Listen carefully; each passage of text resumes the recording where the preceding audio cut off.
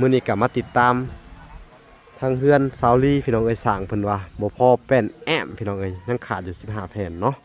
แล้วก็อันน่ะพี่น้องเอ้ยปันลมเนาะทางปันลมปันทรายว่าล่ะก็สั่งมาพร้อมเดียวกันเลยพี่น้องเอ้ยเนาะนี่แหละเดี๋ยวว่าล่ะก็สิขึ้นไปเบิ่งก่อนพี่น้องเอ้ยในเฮือนในศาลเพิ่นก็เฮ็ดไปใกล้สิแล้วเลยเนาะสบายดีซาวลีสบายดีบ้านนี้สิแล้วแหละเนาะโดยมื้อนี้ทางอารุซิ่งเพิ่นว่าสิมาพี่น้องเอ้ยก็เลยโทรไปถามว่าเป็นจังได๋บ่ผู้ที่ไผดับบ่ทันได้เหยียบซ้ำสงสัยสิเป็นมื้ออื่นอารุซิ่งก็มื้อนี้เขาใส่ปันลมก่อนเนาะสั่งสบายดีสั่งโดพี่น้องตัดภาพอยู่ทางสั่งก็คือว่าแผ่นแอมเนาะบ่ครบบ่พอ15แผ่นรวมใส่ทั้งอันปันลมปันทรายเนาะผู้ที่มันถืออยู่เฮ้ย24เนาะวันละก็สิได้จ่ายเลยพี่น้องเอ้ยนี่แอมเรียบร้อยหมดแล้วพี่น้องเอ้ยเหลือแต่ไม้คันห้องนั่นแหละพี่น้องคันห้องตัวนี้เนาะ15แผ่นพี่น้องเอ้ยแล้วก็ปั่นลมติดเส้นเลยนี่ปั่นลมเนาะปั่นลมปั่นทรายพี่น้องเอ้ยเอ้าผู้ที่ทางไม้ก็มาแล้วพี่น้องเอ้ยเวลาก็สั่งมาเรียบร้อยเลยนี่พี่น้องเอ้ยพี่น้องเอ้ยนี่ตัดภาพมาอยู่ทางนั้นไม้แป้นนี่ก็ไม่หงเรืออย่างดีเนาะพี่น้องเอ้ยทางสั่งเพิ่นก็คือเก่าพี่น้องเวลาก็ได้สั่งไม้ลงเรือเพิ่นคือเก่าเนาะอันนี้บ่ไม้แถวสั่งตัวนี้นะเอามาเฮ็ดประตูฮะมีประตูอ้อมนี่แหละพี่น้องใส่สั่งให้ประตูให้เพิ่น2 ล้านเนาะ200,000100,000นี่100,000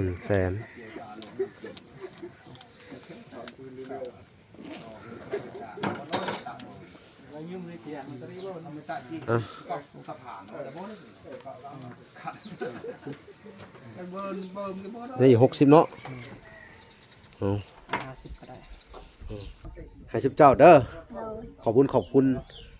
อานาแม่ทั้ง3ทานแล้วก็แม่ตู้นงเด้อคำบุญเฮืองเนาะแล้วแม่ตู้ USA เนาะแต่คืออานาซุมื้อนี่ก็ทั้งแม่ตู้นงคำบุญเฮืองเด้อที่เพิ่นช่วยเหลือจะมาตลอดคือในเรื่องของอันไม้อิหยังสิยามอานาไม้ที่มันบ่พอนะเพิ่นก็เพิ่มเติมเข้ามาเนาะกับทั้งแม่ตู้ค่าสร้างพร้อมเหมือนกันเด้อเอาจังได๋ก็ให้เจ้าขอบคุณเพิ่นเด้อสาธุแม่ตูเย็ดกับแม่ตูงงกับพาตูจันคำเฮืองแม่ทอนแก้วความเก็บอย่าให้ได้ความใครอย่าให้มีให้ลำให้รวยอายุมันควันยืนแม่ตูสาธุขอกระไดยานเพิ่นสาธุมาลืมศาสตร์สมาธิคุณแม่ตูสาธุเพิ่นทางสร้างเพิ่นการันตีมาแล้วได้พุ่นว่าอีกจัก 3-4 มื้อนี่ก็ได้ขึ้นเพิ่นเนาะอ๋อสิได้ขึ้นนอนเฮือนใหม่แล้วบัดนี้ดีใจบ่เลยดีใจเนี่ยเฮาต้องเฮ็ดได้ตามหลักว่าดีใจเนี่ยเฮาต้องเฮ็ดได้ตามหลักบ่จักแล้วนะพรแล้วว่ะเปิดเพลงพรเนาะพรกับพรนะมันถูกเลขกว่าเฮาถูกเลขบ่ได้นี่บ่ยากดอกพรให้เบิ่งนู่นเลยพรนะแม่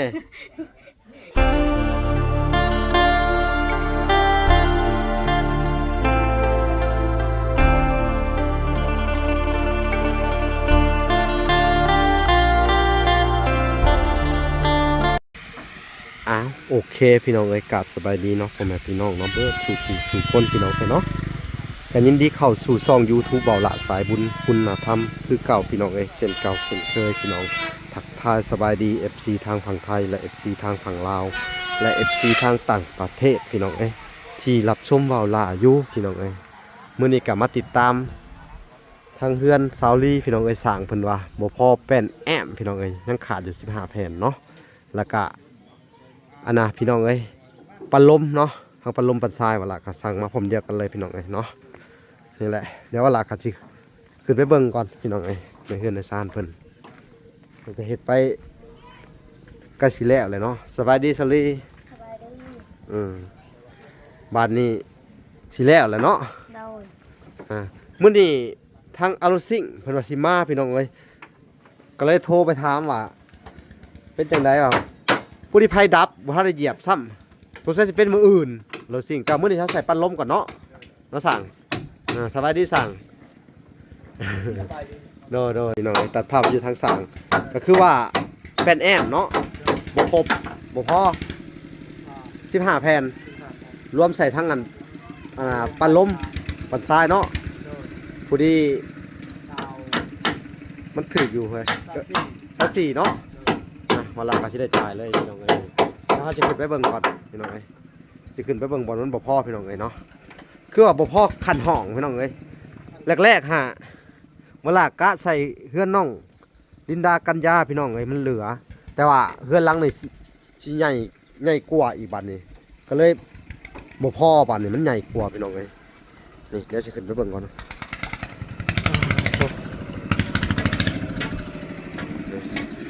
ี่แอมเรียบร้อยหมดแล้วพี่น้องเอ้ยยังเหลือแต่ไม้คันห้องนั่นแหละพี่น้อง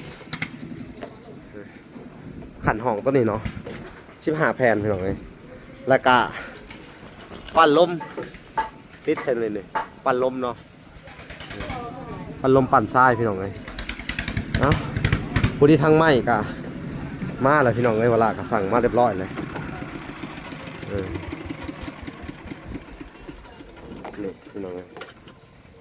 ทางสั่งเพิ่นก็มาเลยแล้วก็เวลาก็สั่งไม้ดิ้วมานำแน่เนาะเดี๋ยวสิลงไปสอบถามเพิ่นก่อนพี่น้องเอ้ยพี่น้องเอ้ยนี่ตัดภาพมาอยู่ทางนั้นไม้แป้นนี่ก็ไม่หุ้งเรืออย่างดีเนาะพี่น้องเอ้ยทางสั่งเพิ่นก็คือเก่าพี่น้องเวลาก็ได้สั่งไม้ลงเรือเพิ่นคือเก่าเนาะอันนี้บ่ไม้แถวสั่งตัวนี้นะเอามาเฮ็ดประตูค่ะมีประตูอ้อมนี่แหละพี่น้องใส่สั่งให้ประตูให้เพิ่นก่อนอันนี้ก็เป็นจุดประสงค์ของทางอันแม่ตู้นงคำบุญเทืองพี่น้องเวลาสั่งไม้ดิ้วเนาะตัวนี้สิมาเฮ็ดประตูปิดเปิดอยู่นี่เนาะพี่น้องให้เพิ่นเนาะอันนี้ก็คือไม้ย่างนี่ไม้ย่างแล้วป่ะนี่อ๋อไม้อย่างดีเลยพี่น้องเอาลงคุณก็ได้สั่งไว้นอกแล้วไว้ในคุณน่ะมีบินมาอยู่บ่นี่อันนี้ไล่โต๊ะเท่าไหร่นี่ฮะ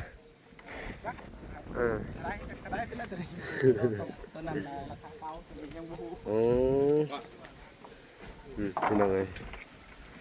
ตั้งคอน้ำเด้อใหม่ตัวน่ะเปิด30เนาะอันนี้เนาะ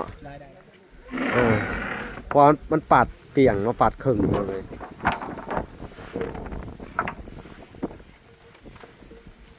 อันนี้ก็ปั้นลมปั้นทรายพี่น้องเลยแล้วก็เป็นแอมตัวนี้เป็นแอมเลยเนาะเป็นแอมตัวนี้เป็นปู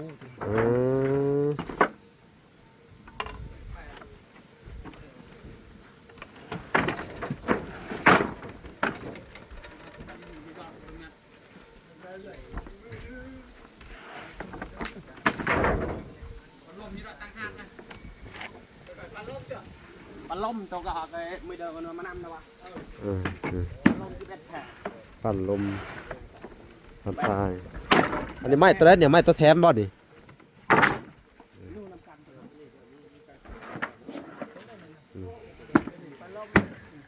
ตัวนั้นปั่นลมมาแหละเอาไปครบเลยสั่งท่าชีซื้อมาเลยลืมซื้อสีลืมซื้อวันผับกบนี่ก็ท่าชีมือเชียขึ้นเลยเด้โอ้สนากะออกไปเอาน้ำเด้อคนหนึ่งได้ซื้อให้ได้ใส่สั่งคนออกไปเอาน้ำเด้อซื้อสีนี่แหละสุดยอดเลยสาลีไม่บอกก็หลายคือว่ามันสิพอดีสั่งมาเนี่ยสั่งมาเพิ่มให้เจ้าเองมูลค่าหลายได้นี่ดีใจอยู่บอกแต่ว่าถ้าภาษาตัวเจ้าเองนี่สิหาได้บ่ซ้ำนี่บ่ได้มันอันนี้ก็ต้องขอบคุณทางอันแม่ตู้นงคำบุญเฮืองแม่ตู้ USA แม่ทอนแก้วเด้อแต่ว่าเพิ่นพากมาหลังๆนี่ก็พากมาใช้ค่าสร้างแล้วก็ไม่ในส่วนมันที่บ่พอคือท างแม่ตู้ USA เนาะก็300ฝากมาเพิ่มอีกนี่แล้วก็แม่ตู้นงคำเฮืองอีก350เด้อ โดย รวมถึงค่าสร้างค่าไม้เนาะแล้วก็แม่ตู้นงเพิ่นก็ฝากมาเพิ่มอีก100มาจ่ายค่าไม้เนาะพี่น้องพี่น้องเอ้ยแม่มันดอกบันไดมีหยังก็ครบเลย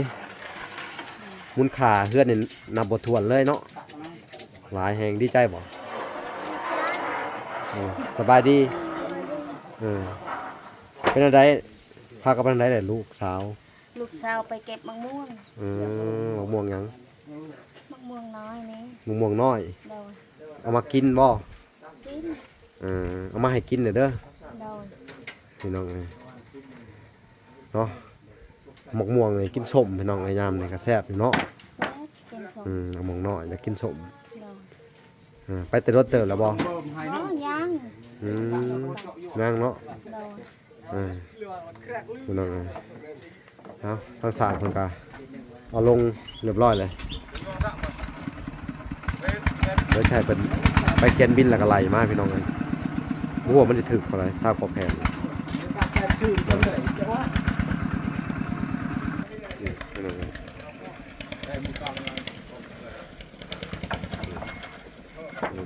สร้างเพิ่นก็สิลงมือกบเลยอันนี้ปั้นล้มเนาะอ๋อไม้อย่างดีเลยพี่น้องเอ้ยไม้ยางหัวเนาะทาสีเข้าไปนี่กันนั่นเขาเอิ้นว่ากันฝนกันลมอย่างได้ดีเลยเนาะคือว่าเฮือนหลังนี่ทั้งผู้ใหญ่เพิ่นเนาะคือทั้งแม่ตู้นงคำบุญเฮืองประตูบุญจันทร์คำบุญเฮืองกะเน้นทาสีเนาะให้เพิ่นพี่น้องเอ้ยเนาะทางเวลาก็สิได้สั่งทั้งสีหยังแหน่มาให้เพิ่นอีกเป็นทีเหมาะเนาะ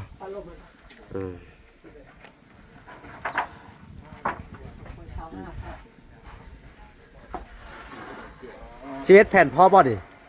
พ่อบ่ปันลมนี่ไดได้ทำสั่งไงก็คือลูกติ่งเนาะตัวนี้เนาะลูกติ่งพ่ออยู่เรือแล้วเนาะเรือแล้วก็เฮ็ดอันน่ะเขาต่อนะให้เขาขึ้นมาให้นี่ได้สั่งต่อก็เฮือนครัวเนาะสบายดีไหมที่สั่งคือว่าเพื่อนอันนี้ทั้งว่าสู้เฮาหันไหลใส่อันนั้นเนาะทั้งสั่งก็เป็นคนไหลจบเจือเนาะหากยังบ่พอกะปั้นล้มเนี่ยเขาลืมสั่งมาแม่นบ่ปั้นล้ม1ปั้นล้ม2มาเป็นแอมปกตินี่เฮือนน้องลินดากัญญา7x6น่ะเนาะอันนี้7x7มันสิเพิ่มขึ้นอีกเนาะเขาก็ลืมไหลเพิ่มเนาะลืมไหลไม้เพิ่มขึ้นไปก็เลยขาดอยู่15แผ่นทั้งเป็นแอมอย่างเดียวเนาะคันห้องอะไรเนาะพอเวลาไล่อยู่เพื่อนน้องลินดาผัดมันมีเรือน้ำแน่นะอ๋ออันนี้มันก็สิแตกต่างกันพอความใหญ่เนาะใหญ่นี่มันต้องเพิ่มระดับขึ้นเนาะเป็นบ่สั่ง แมทได้ รับแมทได้ เพิ่มรับเม็ดขึ้นสัก2-3เม็ดก็ใส่แป้นอีกห้วยมันก็หลายเติบแล้วทั้งเป็นแอมเป็นปูอะลูซิ่งก็สิเปลืองอีกออกไปอีกเนาะ เพราะว่าแมทนึงจะอันนี้ก็แมทนึงเท่านั้นก็แมทนึง มันเลยขยายออกได้เนาะมันบ่ได้อยู่ที่เท่าเก่าเนาะเปรียบเสมือนนั่นคือปัจจุบันนี่น้ำมันแพงเลยของก็แพงขึ้นนะแม่นบ่ คือเอาโลซิงกันได้เนาะถ้าคนชมเขายังเอาล้านหนึ่งเนาะ บาทนี่โอ้พี่น้องเอ้ย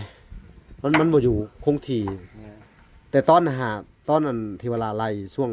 น้ำมันมันบ่ขึ้นบ่หยังมันก็โอเคเนาะพอมันไล่มันนี่เปลี่ยนแปลงไปทุกอย่างเลยเนาะบ่คือเก่าพี่น้องค่าขนส่งขนาดสั่งอะโลซิ่งได้ยัง10ล้าน4แสนเนาะปกติก็7-8ล้านเวลาสั่งสำนั้นเนาะค่าขนส่งบวกเข้าไปอีกพี่น้องเอ้ยตาย บ่ทิ้งเขาเลยเนาะ ไม่นี่ก็ยังใครแต่ว่าไม่นี่เนาะเพิ่น ได้ก่อนเนาะ สั่งมาก่อนแล้วก็ตอนนี้ก็สิขอน้ำเพิ่นนี่ราคาเท่าเก่าตัวนี้กันนะราคา80คือเก่าเนาะเอาสบายดีสั่งไหมรวมมึงดูหันราคาเท่าไหร่2,260,000อ๋อโอเคเวลากะสิจ่ายเงินเนาะค่าไม่เด้อพี่น้องเอ้ยพี่น้องเอ้ยเอา2 ล้านเนาะ200,000เอา100,000นี่100,000 อ่ะ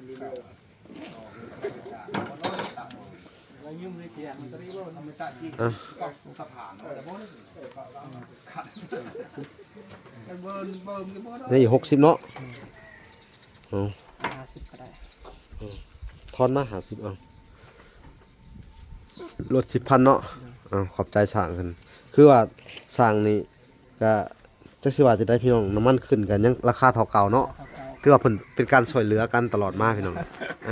น้ำมันขึ้นทบเครื่องเลยได้น้ำมัน เนี่ยนี่นะ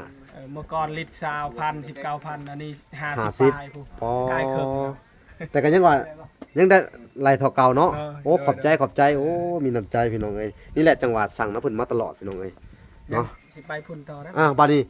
เวลาก็ได้สั่งไม้ให้ทั้งอัน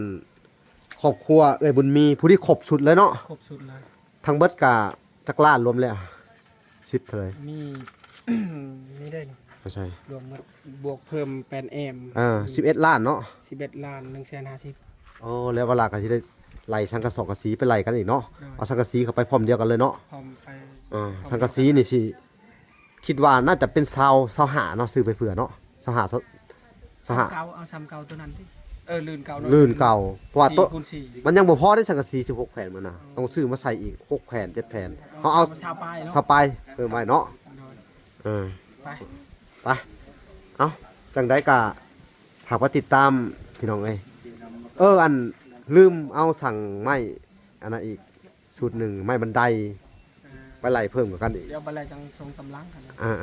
บอกกันไม่เฮือนต่ำๆดอกเขาบ่เฮ็ดสูงให้เพิ่นเฮ็ดซำรายละเอียดก็ไปเท่าไทยนั่นแหละประมาณนั้นแหละเนาะก็มันได้กับประมาณ3ขั้นหรือว่า7ขั้น5ขั้น 18ใช่เลยเนาะ เอา18ใส่ก็ได้ไม้18ธรรมดาเนี่ยนะสั่งมาเพิ่มคูหนึงเอาขึ้นไม้มีไม้18อีกคูหนึง ยัง3โต4โตเนาะ เอาใส่นะก็ไล่กันราคาประมาณนี้นะนี่ไม้นี่ต่ำประมาณนี้นี่เห็นบันไดเพิ่นเลี้ยงเลยนะเอาขอบใจเด้อขอบใจสร้างนี่แหละโชคดีเด้อเดี๋ยวไปเจอกันอยู่พุ่นแหละแล้วถ้าวันหลังก็สิได้ออกไปอีก ตาอยู่ห้านเด้อ โอเคว่าสิต้องไปซื้อหินซื้อทรายอีกต้องออกไปอันน่ะพุ่นแหละปั๊มบ่เขาขายหินขายทรายพุ่นเด้อ ได้ตาอยู่ห้านนั่นแหละ โอเคพี่น้องเอ้ยนี่พี่น้องเอ้ยแต่ละมุมเนาะก็สิประมาณนี้เนาะพี่น้องเนาะคือว่ายังรอขาแต่อโลซิงมื้อนี้ว่านัดกันมื้อนี้พี่น้องสิมาส่งแต่เพิ่นโทรมาเช้านี่ไฟดับพี่น้องมาส่งบ่ทันเลื่อนไปเป็นมื้ออื่นอีกโอ้แย่เลยเนาะแล้วเวลาก็ยังสิไปซื้อบ้านพับและก็สีมาทาปั้นลมเนาะปั้นลมปั้นทรายให้เพิ่นอีกพี่น้องเอ้ยแล้วก็สิได้เอาเงินให้สร้างเพิ่นไปซื้อว่าเพิ่นสิเอาสีหยังเด้อครับเวลาสิไปสอบถามสีปั้นลมก่อนพี่น้องเอ้ยสร้างสีฟ้างามบ่สีปั้นลมเพราะว่าบวกใส่กับอันน่ะอะโลซิงสีส้มสีฟ้า หรือจะคือว่าสีหยังงามใส่สีปั้นลม สีหยังก็สีตองกล้วยอ่อน เอาใส่ก็ได้เนาะงามบ่ให้เจ้าไปซื้อเด้อ เด้อจักปังเท่าไหร่เฮาก็ลืม แต่ว่าสิเอาเงินมอบให้เจ้าไปประมาณ400,000บ่ได้บ่หรือว่าลึกกว่าหันอีก คันบ่นั้นก็โทรหากันคันบ่พอนะ หรืออาสนากะเวลาสิมอบให้ล้านหนึงแล้วให้เจ้าไปซื้อบ้านบ้านผับมาเลย เดี๋ยวสิพอว่าบันพับ บ่พอเนาะเอาสัตว์2ล้าน ชาวร้าน แต่ให้เจ้าเขียนบินมาเด้อ อันเรียกกันมาส่งคืน มันเรียกกันมาซื้อคืนเนาะเวลาสิเอาเงินให้2ล้านโอเคเนาะ เด้อ บ้านผับประตูเลยรวมทั้งสีเนาะ เด้อ โอเคพี่น้องเอ้ยพี่น้องเอ้ยอันนี้ก็คือเป็นบานพับประตูเนาะสร้างแล้วก็สีทาปั้นลมเนาะพี่น้องเอ้ยแต่ว่าเวลาก็สิเอาเงินให้เพิ่นไปซื้อเพราะว่าสร้างเพิ่นอันน่ะคำนวณมาไว้แล้วเนาะเพราะว่าเวลาเผาสิเขาไปส่งไม้ให้ทางอันครอบครัวบุญมีอีกเนาะฝากให้เจ้าจัดการเด้อสร้างเด้อถ้ามันเหลือจังได๋ก็ให้เจ้าเขียนบินมาให้เฮาอยู่นี่แหละเพราะว่าเฮาก็สิมาเก็บไว้คืนเพราะว่ายังขาสร้างขาชุบเจ้าและราคาไม้เจ้าอีกเด้อพี่น้องเอ้ยอันนี้2ล้านเนาะ เอาบินมาจัง แต่ซื้อหันเดียวก็ได้ให้เขาเขียนบินให้ หันเดียวได้ สีบ่ได้สีนั่นก็เอาสีผ้าเนาะบ่ได้สีต้องกล้วยอาสิพาเจ้าก็มาจำอันน่ะดำเนินการเฮ็ดเลย แต่ว่ามื้อนี้ทางอันอโลซิ่งไผดับในเมืองเพิ่นว่าเฮ็ดบ่ทันเพิ่นว่าเพิ่นว่าก็เลย มื้อก็ได้เนาะหมื่นก็ได้เนาะเอ้ามื้ออื่นก็เจ้าเอาขึ้นนานปั้นลมอหยังปั้นทรายเรียบร้อยกับผู้ที่เอารถซิ่งมามุงเรียบร้อยเลยก็น่าจะเสร็จแล้วก็อีกจัก 2-3 มื้อข้างหน้าเจ้าก็จะสิเฮ็ดบันไดอหยังเรียบร้อยเบิดแหละบ่เกินอาทิตย์นึงเนาะวัน 3-4 มื้อแล้ววันศุกร์มันได้ขึ้นวันศุกร์ได้ขึ้นเร็วไวแท้ว่าบัดไวก็ได้เนาะว้าโธ่ตื่นเต้นนะมารถสายกับหินอ่ะเวลาว่างครับเฮ็ดบันไดเลยมือหนึ่งก็แล้วได้ซะมื้อนี้ก็มีแต่นะกบตัวนี้ก็ทาสีจังหน่อยทาสีก็ใส่ลูกติโอ้อันนี้ก็เงินซื้อทรายปูนบ่พออีกเด้นี่ได้สิบอกเพิ่นอีกเพิ่มเข้าไปโอ้คำนวณผิดเนาะบัดเฮาเฮ็ดไปมันใหญ่เฮือนอันนี้เนาะแป้นเนี่ยคนมาใส่อีกแล้วก็บ่พอหลายจัง20ปลายแผ่นมาใส่เนาะปอพี่น้องเอ้ยคำนวณผิดปกติว่า140 150ปกติคิดว่าสิพอแล้วอันชายโซไซตี้เวลาต้องสิโทรไปพูดคุยกับทางอันแม่ตู้นงเพิ่นใหม่อีกทีนึงก็น่าจะประมาณซื้อหินทรายปูนก็น่าจะประมาณจักล้านหนึ่งเนาะแล้วก็พังเบิ่งอีกพี่น้องเขาว่ามันบ่พอตัวนี้ก็ยังขาดค่าไม้เพิ่นอีกพี่น้องเอ้ยเนาะค่าไม้โตอันคันไดแม่บันไดเนาะเพราะว่าบางหันในเพิ่นผากมาอันน่ะ100กินนี่มาเพิ่มใส่ครับผู้ดีเวลาก็เอามาซื้อตัวนี้เลยพี่น้องเอ้ยผู้ดีเบิดไปเลยพี่น้องเอ้ยเนาะเวลาก็สิได้พูดคุยกับเพิ่นใหม่เพราะว่าพอเฮาคำนวณยากคือระดับนี่เนาะ4x4ปกติเวลาอันน่ะ7x6 อันนี้7x7เนาะเมื่อกี้นี่เว้าผิดว่า4x4เนาะขอโทษนะพี่น้องคือว่าเวลาต้องไปอธิบายให้เพิ่นฟังใหม่อีกทีนึงเนาะทางอันพอตู้แม่ตู้เพิ่นพี่น้องเอ้ยเนาะโอเคสั่งเวลาการสิสอบถามมันชาวลีเพิ่มเติมอีก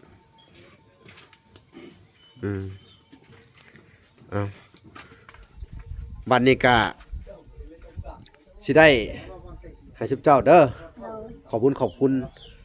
อาณาแม่ๆทั้ง3ทานแล้วก็แม่ตู้นงเด้อคำบุญเฮืองเนาะแล้วแม่ตู้ USA เนาะแต่คืออาณาซุมื้อนี่ก็ทั้งแม่ตู้นงคำบุญเฮืองเด้อที่เพิ่นช่วยเหลือจะมาตลอดคือในเรื่องของอันไม้อิหยังสิยามอาณาไม้ที่มันบ่พอนะเพิ่นก็เพิ่มเติมเข้ามาเนาะกับทั้งแม่ตู้ค่าสร้างพร้อมเหมือนกันเด้อจังได๋ก็ให้เจ้าขอบคุณเพิ่นเด้อสาธุแม่ตูยัดเอกับแม่ตูมงกับพาตูจันคำเฮืองแม่ทันแก้วความเก็บอย่าให้ได้ความคายอย่าให้มีให้ลำให้รวยนุมันควันยืนแม่ตูสาธุขอก็ได้ยานเพิ่นสาธุมาลืมศาสตร์สมาธิคุณแม่ตูสาธุเพิ่นทางสร้างเพิ่นการันตีมาแล้วได้พุ่นว่าอีกจัก 3-4 มื้อนี่ก็ได้ขึ้นมันเนาะพอสิได้ขึ้นนอนเฮือนใหม่แล้วบัดนี้ดีใจบ่เลยดีใจเนี่ยเฮาต้องเฮ็ดได้ตามหลักแล้วดีใจเนี่ยเฮาต้องเฮ็ดได้ตามหลักมาจักแล้วนะพรแล้วว่ะเปิดเพลงพรเนาะพรกับพรนะมันถึกเลขกว่าเฮาถึกเลขบ่ได้นี่บ่ยากดอกพรให้เบิ่งนู่นเลยพรนะแม่พรให้เบิ่งดูพรนะแม่พรก็ขึ้นเฮือนไม้นี่พรบ่ได้อันแรกดีใจพรแรงพรล้มอยู่แล้วพรบ่มีเสียงตู้มันดีใจเนาะพี่น้องเอ้ยก็ถือว่าดีมุกดีใจเนาะดีใจหลายพี่น้องเอ้ยเพื่อนเจ้านี่บ่ธรรมดาได้ดิแรกๆก็ไล่ใส่คำนวณใส่ไม่ยังบ่พอเสยเนาะป้าพี่น้องเอ้ยนี่แป้นเวลาก็ต้องสั่งมาใหม่อีกทีนึงพี่น้องเอ้ยเพราะผู้ที่สร้างเพิ่นว่าพาอยากเฮ็ดเนาะตอนสร้างเพิ่นอาณาพาอยากเฮ็ดเวลาก็สั่งมาเลยเนาะถ้าว่าเฮาซ่าสร้างเพิ่นก็ซ่าได้บัดนี่แม่นบ่ล่ะแม่นแล้วถ้าสร้างอยากได้หยังคือเฮาสั่งมาเลยเนาะมันจบเลยเนาะมันก็จะได้แล้วไวตามอาณาขัดหมายเนาะถือว่ามื้ออีกจัก 2-3 มื้อเด้อเพิ่นมุงแล้วเวลาสิซื้ออาณาที่อยู่ที่นอนคือเฮาเว้ากันมาให้เด้อที่ ที่นอนอันน่ะต้อง6เครือผู้ได้เจ้าก็ได้เวลาเพิ่นให้4เด้อ โดย ทั้งเบิดเพิ่นให้ซื้อ10เครือที่นอนฮะ โดย แล้วเพิ่นก็ให้เวลา4เครือและมุ้ง6ใบเนาะ โดย เพิ่นก็ให้เวลา3จะเอา3เด้อ โดย เวลาก็ต้องขอบคุณเด้อเนาะทำให้ตู้เพิ่นก็ได้เนาะเพิ่นก็บิแบ่งเนาะบิแบ่งให้เวลาคือกันเนาะพี่น้องเอ้ยต้องขอบคุณสาธุเนาะทำให้ตู้ก็ได้เนาะขอให้เพิ่นอยู่ดีมีแฮงเนาะความเจ็บอย่าได้ความไข้อย่ามีหายเจ็บให้ไข้อันประหยัดโรคคาเนาะปราศจากโรคภัยไข้เจ็บเนาะขอให้บุญคำนำสู่เพิ่นมีอายุยืนยาวเนาะ โดย ร่ำรวยเงินทองเนาะบุญรักษาเทวดาคุ้มครองเด้อทางครอบครัวแม่ตู้พ่อตู้เนาะทางแม่ตู้ USA แม่ตู้นุ่งคำบุญเฮืองพ่อตู้บุญจันทร์คำบุญเฮืองเนาะแล้วก็ทางพ่อแม่ถอนแก้วเนาะ โดย ที่ช่วยเหลือเจ้ามาตลอดประทันซะเนาะถ้าว่าล่ะก็สิได้เข้าไปส่งไม้ก่อนเด้อ โดย มื้ออื่นเนาะก็สิได้เข้ามาติดตามเมืองใหม่พอดีสิได้มาจ่ายค่ารถซิ่งเขามื้ออื่นเด้อ โดย เพราะว่าตอนนี้ทั้งเวลาก็มอบหมายให้ทางสร้างเพิ่นไปซื้อบันพงบันพับมาใส่อันน่ะประตูเจ้าแล้วเรียบร้อยเด้อ โดย มีทั้งอันอันน่ะให้เพิ่นสั่งเองเพิ่นสิฮู้อยู่ดอกเนาะทางสร้างเนาะ โดย ว่าเพิ่นก็จดมาให้แล้วแต่เวลาอันน่ะบ่มีเวลาเพอมันหลายหลังบ่มื้อนี้ก็สั่งดินบล็อกให้เอ้ยบ่สีเนี่ยต้องไปรายจ่ายค่าดินบล็อกนั่นนู่นนี่แน่โอ้ยสารพัดเด้อ โดย เอาคือก็คือเวลาเว้าแหละต้องขอโทษขออภัยนำผู้ใหญ่เนาะบางเทื่อบ่ท่วงบ่ทันเนาะเพราะว่าทางเวลาก็รับหลายเคสเนาะ โดย ก็ถือว่าเจ้านี่ก็อันคอยยังส่วนเนี่ยพี่น้องหรือว่าดีขึ้นแล้วเนาะ โดย บ่มีหยังน่าห่วงแล้วบัดนี้เนาะถ้าขึ้นเฮือนแล้วล่ะก็แฮงบ่มีน่าห่วงก็มีแต่ทุกเจ้าอันน่ะดำเนินการชีวิตต่อไปหาอยู่หากินปกติเด้อ โดย เป็นสวรรค์ธรรมดาบ่แม่นว่าซอยแล้วแหละนั่งท่าสู่เฮามาซอยเหลือเป็นไปบ่ได้เด้อ โดย เพิ่นให้โอกาสคือเวลาเว้าแหละมีข้าวมีน้ำเจ้าก็ต้องหาอยู่หากินหาของขายได้แห่งดีมีเงินเก็บเนาะ โดย หน่อมุกหน่อไม้เฮ็ดแต่ก่อนเจ้าหาเฮ็ดปวกเอามาขายแม่นบ่ซื้อข้าวกินตอนนี้มีข้าวกินเลยหาเฮ็ดปวกมาได้ขายได้4-5แสนเจ้าก็ซื้อเนี่ยจำเป็นในครอบครัวเรือนชาติหรือว่าเก็บเงินไว้ โดย เนาะเอาไว้ซื้อข้าวเองแห่งดีเนาะ ดีแล้ว เอาซั่นนั่นแหละเด้อ โดย โอเคพี่น้องเอ้ยถ้าเวลากะสิได้ขอตัวลำลาไปก่อนพี่น้องเอ้ยฝากไปติดตามเนาะ โดย คลิปตอนต่อไปพี่น้องเอ้ยคลิปนี้ขอกล่าวคำว่าสบายดีเด้อและสวัสดีพี่น้องเอ้ยพบกันใหม่คลิปหน้าบ๊ายบาย